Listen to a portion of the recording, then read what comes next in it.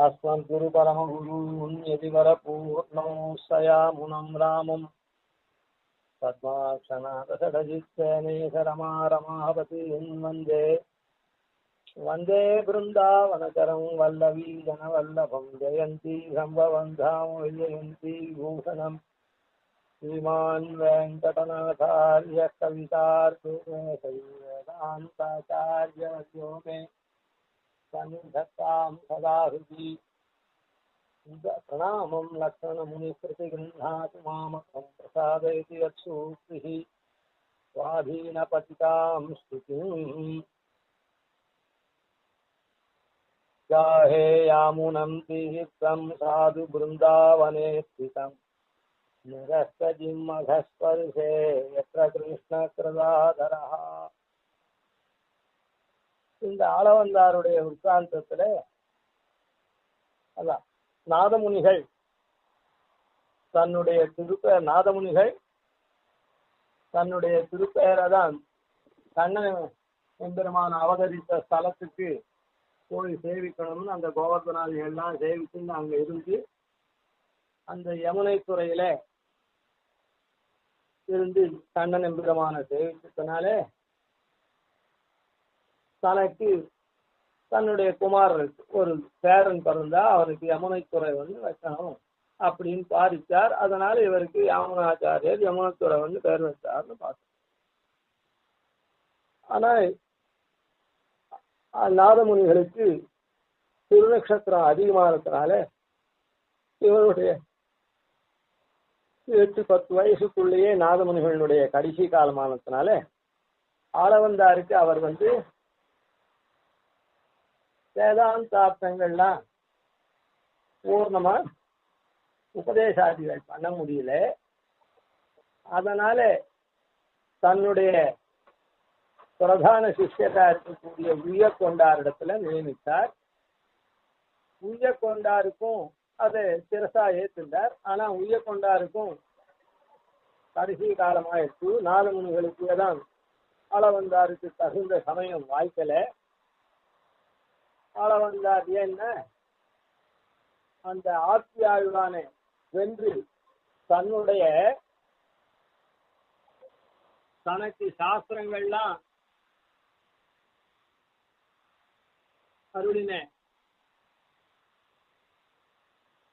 மகாபாஷ்ய butter விஷயத்துல ஆட்சியாழ்வான் கப்பங்கட்டும்படி நியமித்ததுனால ஆச்சாரியனுக்காக தான் போய் ராஜசபையில் ஆட்சியாழ்வான சங்கத்தினால இவருக்கு பாதி ராஜ்யம் வந்தது. அந்த ராஜ்ய பரிபாலனால சமயம் வாய்க்கல. அதை மணக்கால் நம்பிக்கிட்ட சொன்னார். அந்த மணக்கால் நம்பி என்ன பண்ணார் அப்படின்னு சொன்னா, இவர் நல்லா ராஜ்ய பரிபாலனம் பண்ணிட்டு அப்படி இருக்கிறதுனால இந்த ராஜாவை போய் பார்த்ததுன்றது அவருக்கு எளிதான காரியமா இல்லை இந்த வைதிக ஸ்டேட்டருக்கு. அதனால அவரை எப்படி காண்றது அப்படின்னு சொன்னா அதுக்கு ஒரு யுக்தியை கையாண்டார். அந்த ராஜசன்னதியினுடைய திருமடப்பள்ளிக்கு போய் அந்த பாட்டகர்கள் கிட்ட சகவாசம் ஏற்படுத்தி தூதுவளக்கீரையை நிச்சயம் கொண்டு சமர்ப்பித்தார். அவர் தூதுவளக்கீரை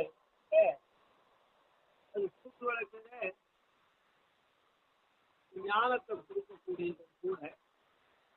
அதனால இவர் அந்த ஞானத்தை கொடுக்கறதுக்கு வந்திருக்கேன்றதுக்காக தூதுவளக்கீரையை கொடுத்தார். இத மாறா நாம இப்படி நினைக்க கூடாது. இந்த தூதுவளக்கீரை சாட்டத்தினால்தான் அவருக்கு ஞானம் வந்தது, அதுக்கு முன்ன அவர் அஜ்ஞானியா இருந்தார் அப்படின்னு நினைக்க கூடாது. அதனால அபிவிருத்தமாச்சு, இன்னும் ஸ்திரப்பிரதிஷ்டிதமாச்சு, இல்ல அதுல தெரியாத மரநிலங்கள் தெளிகின்றோமேன்னு சொல்ற மாதிரி இதுகாரும் வேதாந்தங்கள்ல தெரியாத விஷயங்களை இப்போ அதிகமா தெரிஞ்சின்றார் அப்படின்னு சொல்லணுமே தவிர இந்த வளையினாலதான் ஞானமே வந்தது அவருக்கு, அதுக்கப்புறம் அதுக்கு அஜ்ஞானி இருந்தார் அப்படின்னு நினைக்க கூடாது. அஜ்ஞானி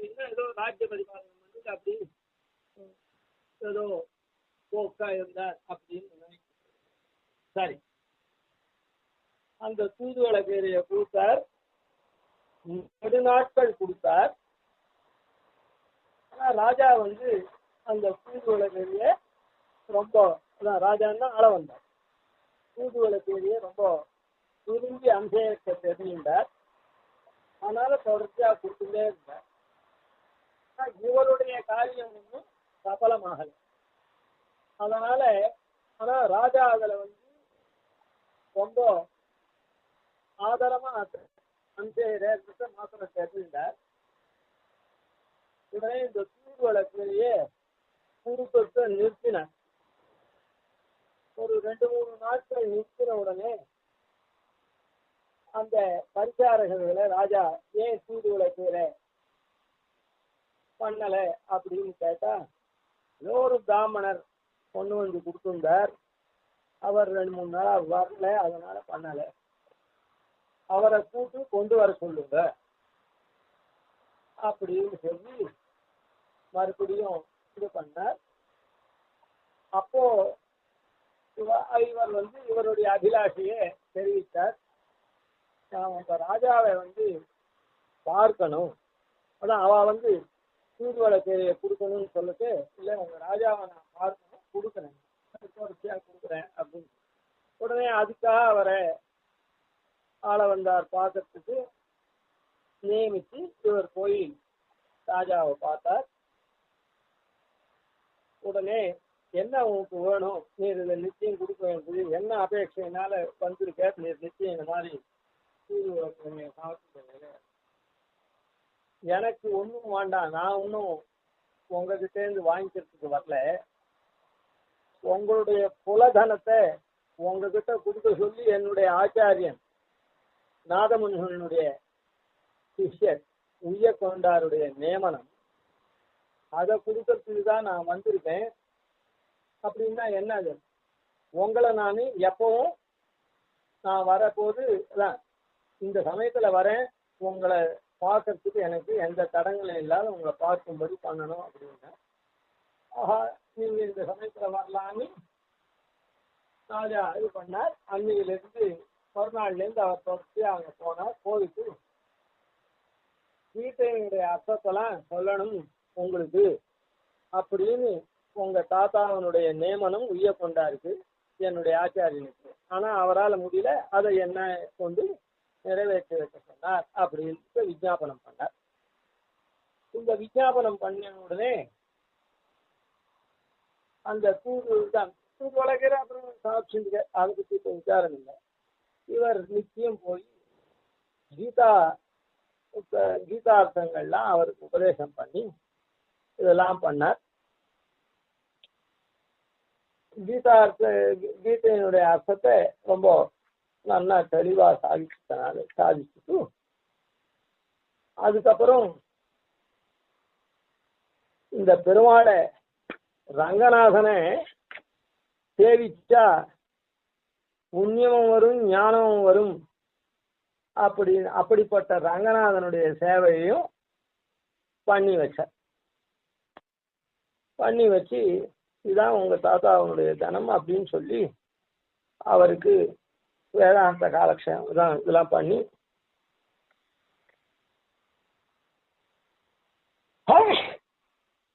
வேதாந்தார்த்தங்கள்லாம் சாதிச்சார். உடனே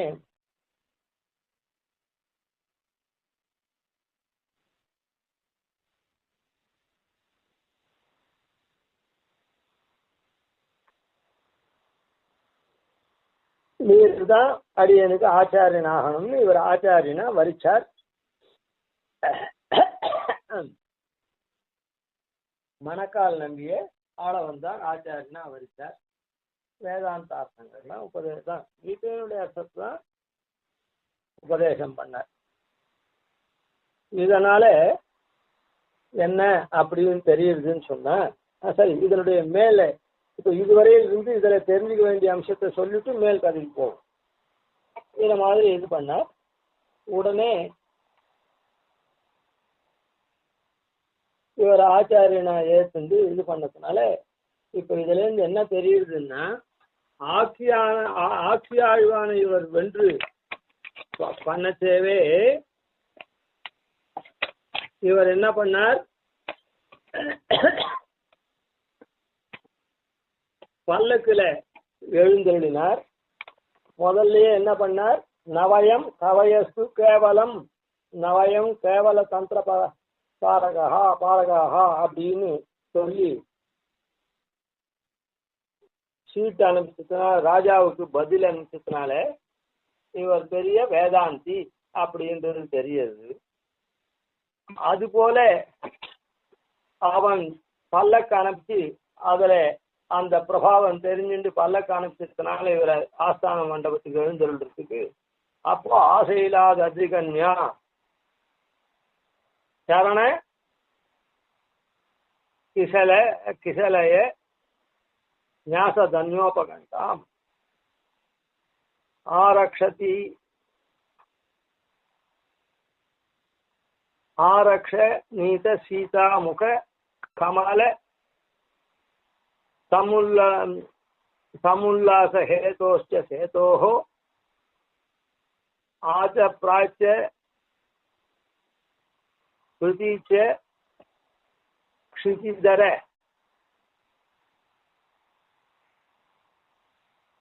யுகளாதி அர்க்க சந்திரா பதம்சாத்து மீமாம்சா சாஸ்திரம் மீமாம்சா சாஸ்திர யுக்ம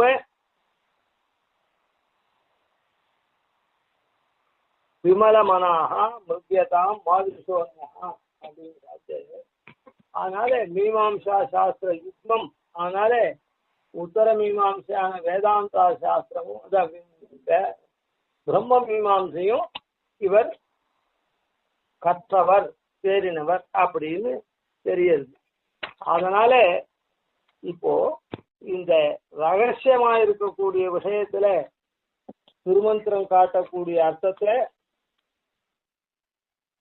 மூன்றில் ஒரு மூன்றும் மூவிரண்டு முன்னாங்கும்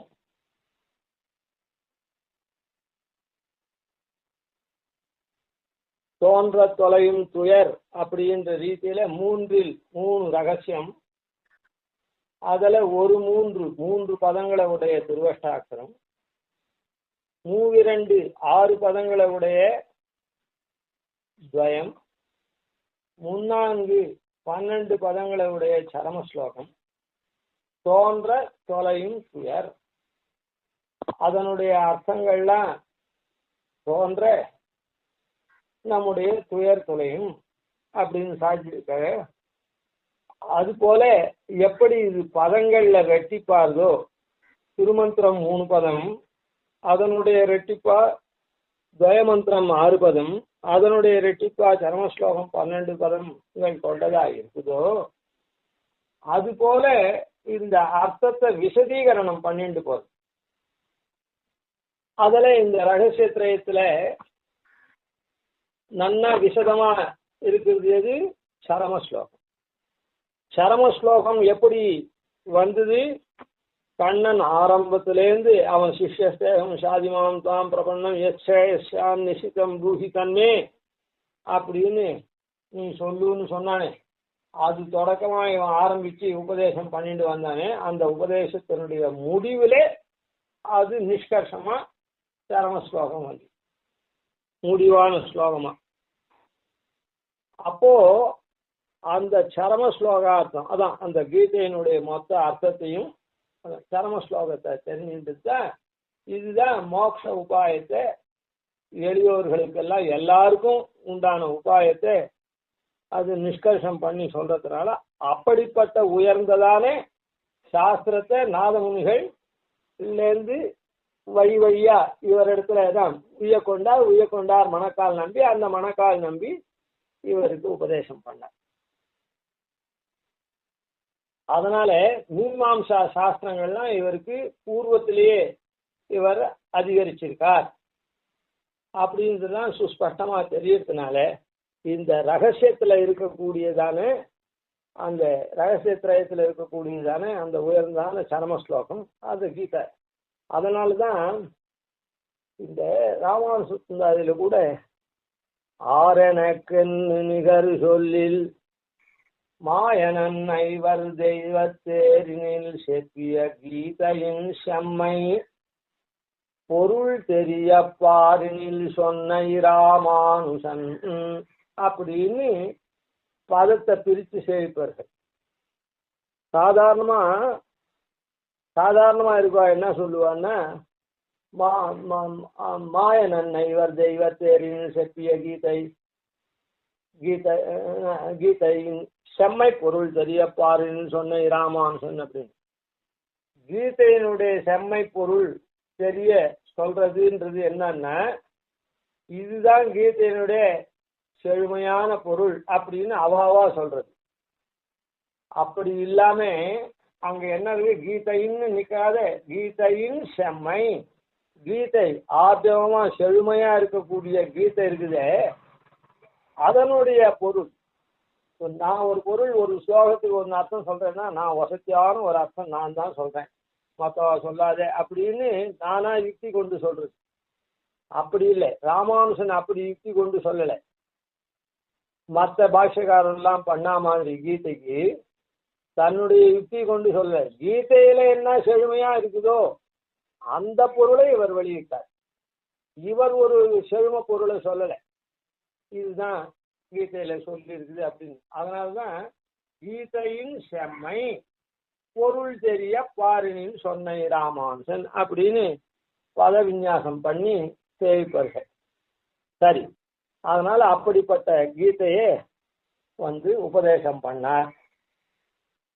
இதுல இருந்து என்ன தெரியுதுன்னா, ரகசியார்த்தங்கள் இது பாஷ்யக்காரர் கூட திருக்கோட்டியூர் முன்னையே சொல்லியிருக்கோம், திருக்கோட்டியூர் நம்பி பக்கல்ல கேட்டது ரகசியார்த்தங்களை சிக்ஷித்தார் அப்படின்னு சுவாமி தேசிகன் சாதிச்சிருக்கார்.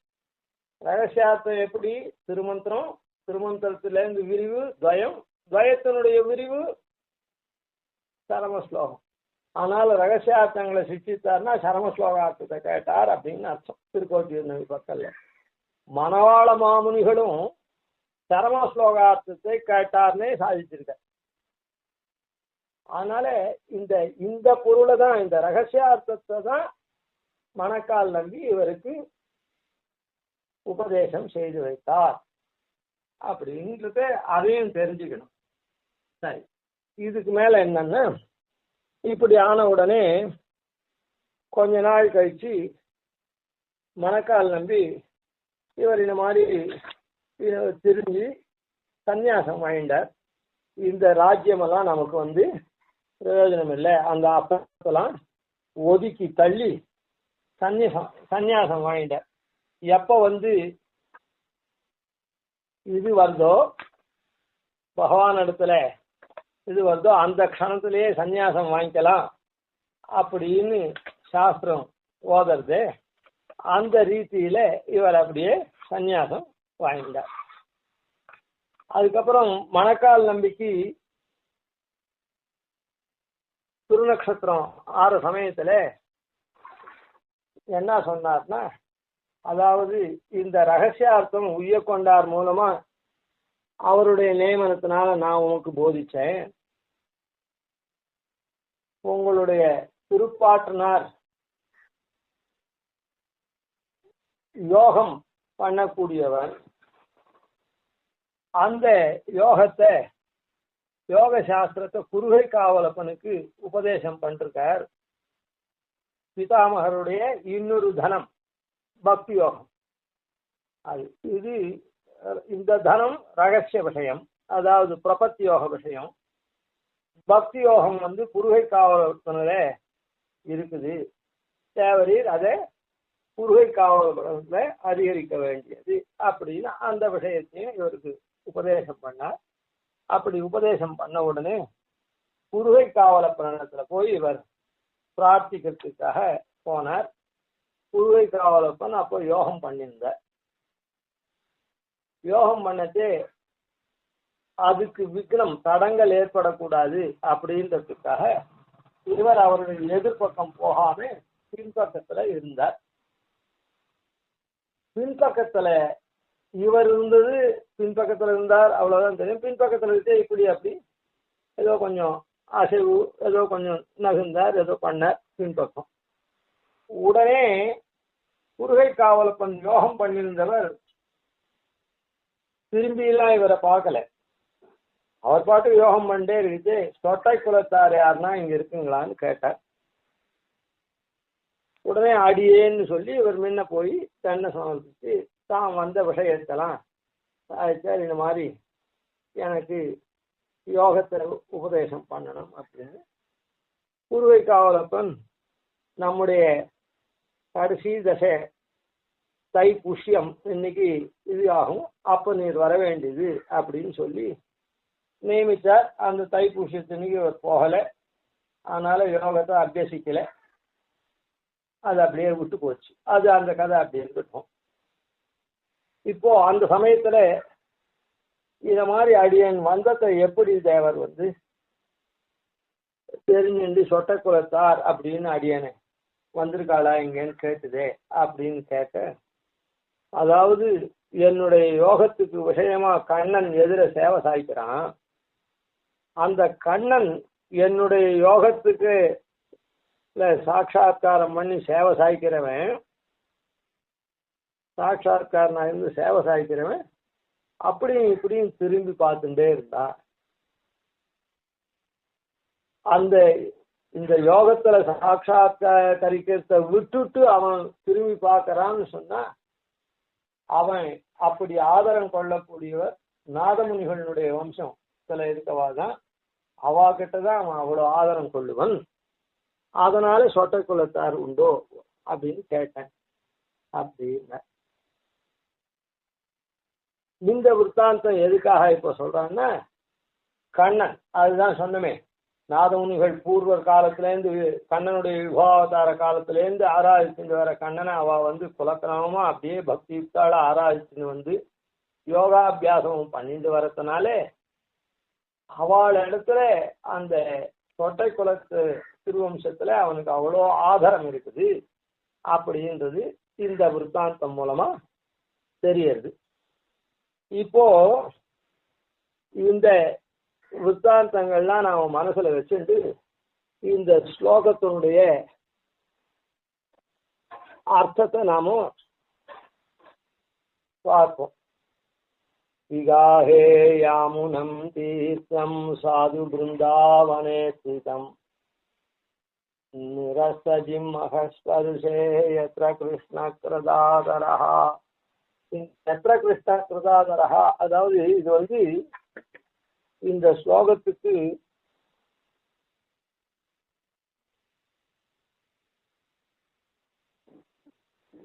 யாமுனாச்சாரியரான ஆளவந்தார் விஷயமாவும் சொல்லலாம். அந்த யாமுனுக்கு என்ன யமுனை துறைவன் தானே பேர் வச்சார். அதனால அந்த யமுனா நதி விஷயமாவும் சொல்லலாம். நிரஸ்தஜிம் மகஸ்பர்ஷே விகாஹே யாமுனம் தீர்த்தம். அவருக்கு நிரஸ்த ஜிம்மக ஸ்பர்ஷே அப்படின்னு, அதாவது யமுனா நதியில காளி என்ற சர்ப்பமாகப்பட்டது பரிவாரமா, அதாவது குடும்ப சகிதமா அது அங்க வாழ்ந்துட்டு அந்த தீர்த்தத்தை ஆயர்களுக்கும் அந்த பசுக்களுக்கெல்லாமும் உபயோகப்படாதபடி விஷத்தை கக்கிண்டு இருந்தது. அந்த ஜிம்மகன்னா பாம்பு, அதனுடைய ஸ்பர்ஷம், அந்த பாம்பு அங்க வாழறதுனாலே அந்த விஷமெல்லாம் கலந்து உபயோகம் இல்லா இருக்கு. அதை கண்ணன் எம்பெருமான் வந்து தோக்கடிச்சான். கண்ணன் எம்பெருமான் அதை போக்கடிச்சு தூய பெருநீரா ஆக்கினான் அந்த யமுனையை. அதனால்தான் தூய பெருநீர் யமுனை துறைவனை அப்படின்னு. அதுல ராசக்கிரீடையெல்லாம் பண்ணான். அதனால பாகவதாளுடைய திருமேனி சம்பந்தம் அதெல்லாம் அதுக்கு ஏற்பட்டு அது ரொம்ப பெருமை பெற்று விளங்கிறது அந்த யமுனை. அதனால நிரஸ்த ஜிம்மக ஸ்பர்ஷே அப்படின்னா அந்த காளியினுடைய சம்பந்தத்தை, போக்கடிக்கப்பட்ட சம்பந்தத்தை உடையதானது அப்படின்னு அர்த்தம். இந்த யாமுனாச்சாரியருடைய இதுல நிரஸ்த ஜிம்மக ஸ்பர்ஷே அப்படின்னா ஜிம்மகம்னா வக்ர புத்தி உடையவாள்னு அர்த்தம். வக்ர புத்தியாரு குதிருஷ்டிகள். அந்த குதிருஷ்டிகள்லாம் இவர் நிரசனம் பண்ணார். அதாவது குதிருஷ்டிகள்னா வேதத்துக்கு அபார்த்தத்தை சொல்லிட்டு இருக்காளே அந்த மாதிரி. இவர் என்ன 8 கிரந்தங்கள் பண்ணார். மகாபுருஷ நிர்ணயம், ஆகம பிராமான்யம், பாஞ்சராத்திர ஆகமத்தை பிரமாணம்னு எடுத்தார், ஸ்தாபித்தார். அதுக்கப்புறம் ஆத்மசித்தி, சம்வித் சித்தி, ஈஸ்வர சித்தி அப்படின்னு ஆத்மா, சம்வித் ஞானம், ஈஸ்வரன் இதெல்லாம் சித்தி பண்ணும்படியா இதெல்லாம் சித்தமா இருக்குது. அந்த அந்த விஷயங்களை ஸ்தாபிச்சார். இப்படி 5 கிரந்தங்கள் பண்ணார். அதுக்கு மேல 3 கிரந்தங்கள் தான் கீதார்த்த சங்கிரகம்,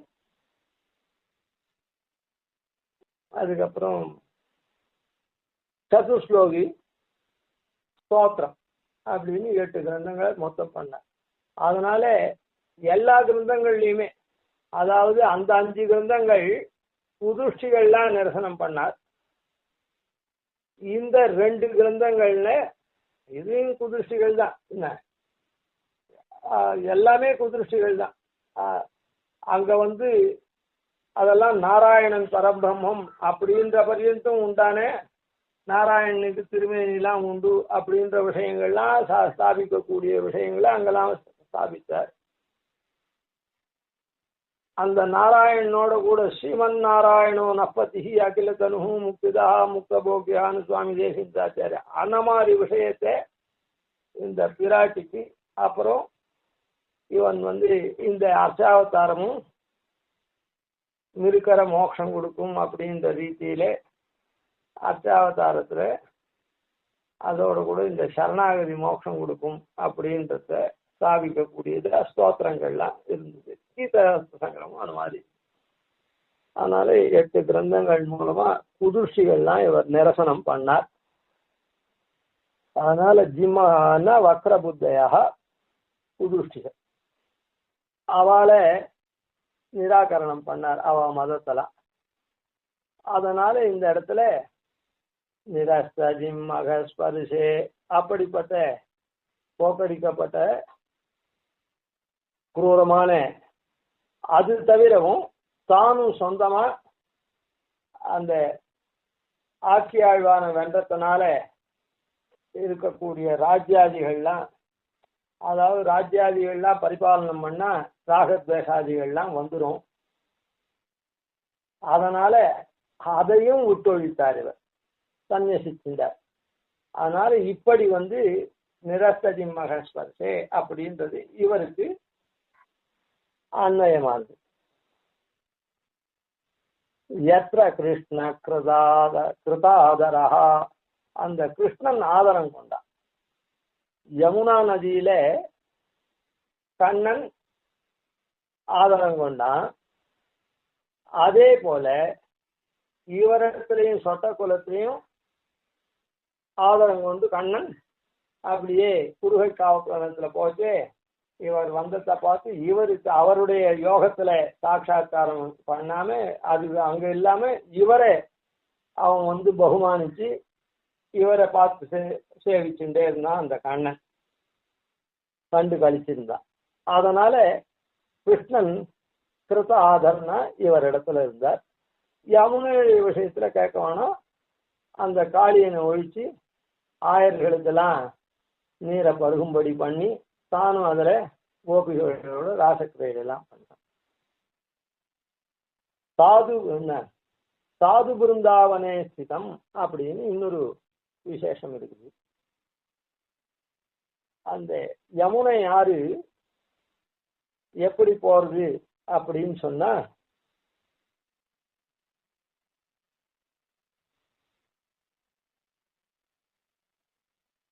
சாதுவா இருக்கக்கூடிய பிருந்தாவனம் இருக்குதே, அந்த பிருந்தாவனத்துல அந்த எம்பெருமா அதான் பிருந்தாவனத்துல யமுனை இருக்குது.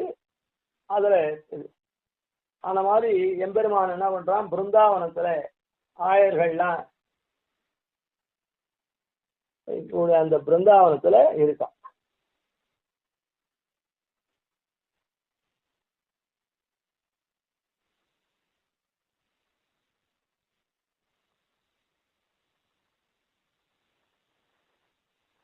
அதனால சாதுவா அது எப்படி இருக்குது அப்படின்னா, கண்ணனும் அவெல்லாம் அங்க இது பண்ற சம்பந்தம் கொண்டு இருக்குன்னா அதுக்கு சாதுத்துவம் பிருந்தாவனத்துக்கு வருது.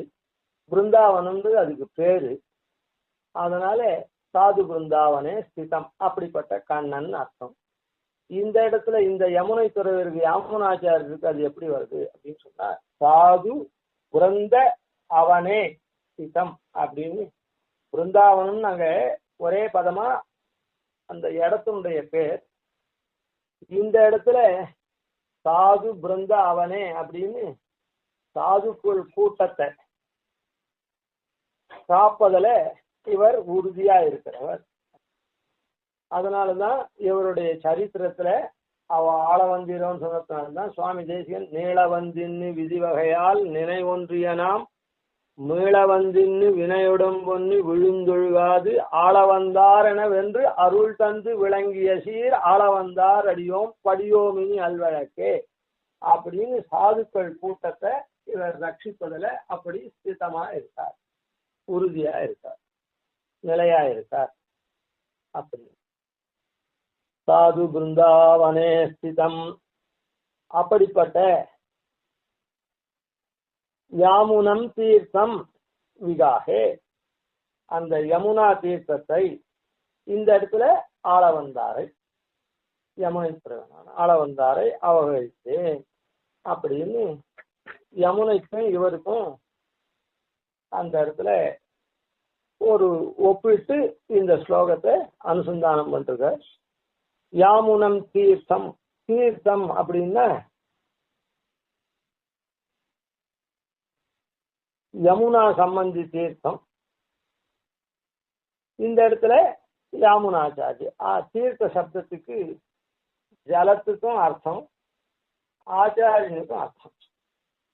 அதாவது ஜலம் இருக்குதே, ஜலம் நம்ம பரிசுத்தமாக்கிறது. அதனாலதான் வாழ உலகினில் பெய்தாய் நாங்களும் மார்கழி நீராட மகிழ்ந்தேலோர் எல்பாவாய் அப்படின்னு சொன்ன. யமுனையில நிறைய தீர்த்தம் வரும், நிறைய இடியும் மின்னலுமாக கூட நிறைய மழை பொழிஞ்சாக்கா சாருங்கம் உதைத்த சரமழை போல் நீ மழை பெய்ஞ்சேன்னா யமுனையில வெள்ளம் நாங்க மொத்த பேரும் அப்படியே 5 லட்சம் குடிப்பெண்களும் நாங்களும் மார்கழி நீராட உலகம் வாழும், நாங்களும் எல்லாரும் ஒன்று சேர்ந்து அவபிரத ஸ்நானம் பண்றதுன்னா எல்லாரும் ஒரே சமயத்தில் தான் ஸ்நானம் பண்ண அந்த தன்மையை அருளவோனும் அப்படின்னு பிரார்த்திச்சாலே. ஆன மாதிரி தீர்த்தமாகப்பட்டது நம்ம பரிசுத்தம் பண்றது. அதாவது அதுல நாம குள்ள குளிர குடைந்து நீராடினோம்னா நம்முடைய தாபங்கள்லாம் போக்கடிக்கிறது. அதாவது ரொம்ப வெயில்ல தப்பிக்கப்படுறவன் ஒரு பெரிய மடுவுல போய் தீர்த்தாமாடினான்னா, ஒரு நதியில போய் தீர்த்தாமாடினான்னா அது பாப்பங்கள்லாம் அப்படியே போக்கடிக்கிறது, அவனுக்கு குளிர்ச்சியை தருது. அது போல இந்த யாமுனாச்சாரியர் இருக்காரு, இந்த யாமுனாச்சாரியருடைய குணநலன்கள்லையோ இல்ல அவருடைய கிரந்தங்கள்லயோ நாம ஆழங்கால் பற்றி ஈடுபட்டு நாம அவகாகிச்சோம்னா மேம்போக்கா இல்லாம அதை நன்னா நாம கற்று அனுசந்தித்தோம்னா நமக்கு இந்த சம்சார அக்னியினால தப்பிக்கப்படுற நமக்கு அப்படியே குளிர்ச்சியே அது கொடுக்கக்கூடியதா இருக்குது. அதனால அப்படிப்பட்ட யாமுனம் தீர்த்தம் விகாகே அதில் அவகாகிக்கிறேன் அப்படின்னு இந்த ஸ்லோகத்துல அவரை நமஸ்காரம் பண்ற. எப்போ விகாகே அப்படின்னு சொன்னதுனாலேயே அவரிடத்திலேயே எப்பவும் ஈடுபாடு கொண்டிருக்கேன்னு சொல்றதுனால அந்த சேஷத்துவம் தெரியுது. அவருக்கு நான் சேஷனா இருக்கேன். அப்பதான் அவருடைய உபதேசங்கள்லாம் கேட்க முடியும். உபதேசத்தை கேட்டபடிக்கு அப்படியே அனுசந்தானம் பண்ணிட்டே இருந்தா எப்ப பார்த்தாலும் அந்த குருவே தான் நமஸ்காரம், ஆச்சாரியனை தான் நமஸ்காரம் பண்ணணும். அதனால எப்பவுமே அவரை துதிக்கிறேன்னு அர்த்தம். இந்த விகாகேன்ற சப்தத்தினால சேஷனா இருக்கேன்றது தெரியுது. தன் மூலமா நமஸ்காரமும் பலிதமாகுது. ஒருத்தருக்கு சேஷமா இருக்கும்னு சொன்னா அவருக்கு நமஸ்காரம் பண்றோன்றது சித்தம். அதனால இந்த ஸ்லோகத்துல அதனால தான் விகாகேன்ற சப்தத்தை முதல்ல சொன்ன. ஏன்னா அப்படி ஒரு பெருமை மிகுந்த தடாகத்துல தீர்த்தத்துல நாம இருந்தோம்னா நம்முடைய பாபாதிகள்லாம் போய் நாம தெளிவு பெறோம்ன்றதுனால அந்த தெளிவு பெற்ற ஒண்ணு அதுக்காக தான் அந்த விகாகேன்றத முதல்ல சொல்ற. விகாஹே யாமுனம் தீர்த்தம் சாது பிருந்தாவனே ஸ்திதம் நிரஸ்தஜிம் மகஸ்பரிசே யத்ர கிருஷ்ண கிருதாதரஹ. இப்படி கண்ணன் ஆதரம் கொள்ளக்கூடிய யாமுனரை நான் வணங்குகிறேன் அப்படின்னு. இதுக்கப்புறம் இவருடைய சிஷ்யரா இருக்கக்கூடிய பெரிய நம்பிகள், அந்த பெரிய நம்பிகள் தான் ஸ்ரீபாஷ்யக்காரருக்கு ஆச்சாரியன். வஸ்து ஸ்திதியில ஆள வந்தார். அந்த ராமானுசனை சம்பிரதாய பிரவர்த்தனத்துக்கு தனக்கு பின்னால கொண்டு வரணும்னு நினைச்சவர். அதுபடி ஆனா அது நடக்கல. அதுக்குள்ளே திருநாட்டு கேள்விட்டார். அத பெரிய நம்பிகள் தான் இந்த மனோரதத்தை பூர்த்தி பண்ணி வச்சார். அப்படிப்பட்ட பெரிய நம்பிகளை தனியனை நாளைக்கு சேவிக்கும். கவிதார்த்திக சிம்ஹாய கல்யாண குணசாலினே ஸ்ரீமதே வெங்கடேஷாய வேதாந்த குரவே நமः. ஆதிவன்ஷடகோபாதீனதிவர்யான் பஜே நிஷம் ஸ்ரீரங்கபூர்வஷடயித்யதீசானபதாஸ்ரயம் ஸ்ரீவத்சவம்சதிலகம் வந்தே ஸ்ரீகிருஷ்ணதேசிகம்.